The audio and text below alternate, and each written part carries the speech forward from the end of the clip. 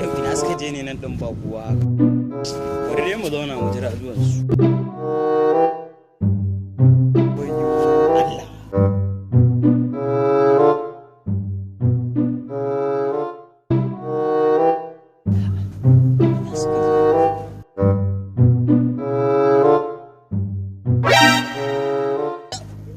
Wannan da ganin shi ba mutumin arziki ba ne, he leke-leke ike yi iya gane-gane. Hagan shi wannan dole an san yadda za a yi da shi a layin nan. Ni ko in tashi in je gudu, a'a bari dai baba zai zo. Ga baba nan ma ya dawo. Yanzu za ka tabbatar da baka da gaskiya. Kana ganin yana leke-leke kamar tsohon barawo da kai kawa ƙwallon kanya.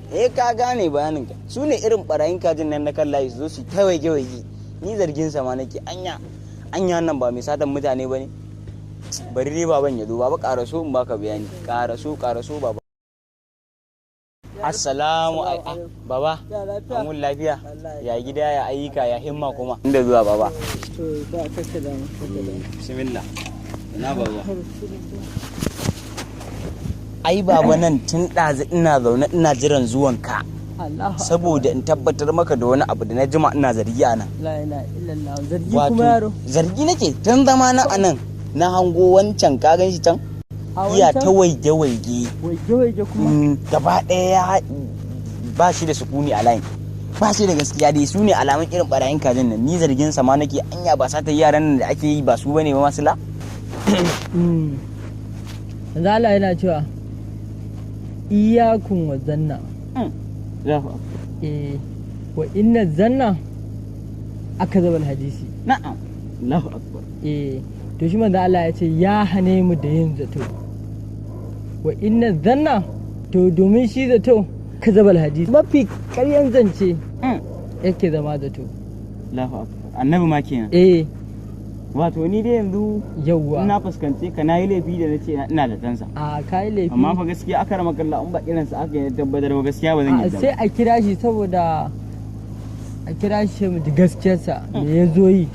Yawwa kira mana shi.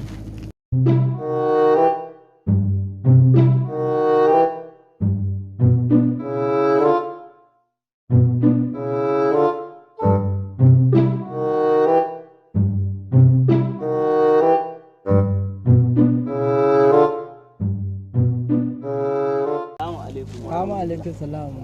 Baba gashi nan na kirawo shi. Yaro zo. Gashi nan zo ta nan. A tambaye shi. Zauna. Saboda mu tabbatar ba zargin nan ba haka yake ba. Yaro ka san sha'anin rayuwar yanzu. Mun ganka kana ta leke-leke a matsayin mu na manya na unguwa. Dole mu tsaya mu tambaye ka me yasa me ya faru. Wallahi tun ɗazo nake zira ne ba wai daga ci abu ya jawo wallahi ban ni anan gwai ta sumbata ya zo ya shanya ni wallahi. Shi ne abun da ta gana ta leke-leke wallahi Allah. Ko yi wallahi to annabi yayi gaskiya. Na'am annabi yayi gaskiya. Sai ta na kawo ma wannan hadisi ingantacce mai kyau dan saboda gaba. Annabi yayi gaskiya Qur'ani bai zo da wasa ba. Kwarai da gaskiya. Haka hadisin sa bai zo da wasa. Wannan hadisin ne ingantacce da na ga ma yayi daidai.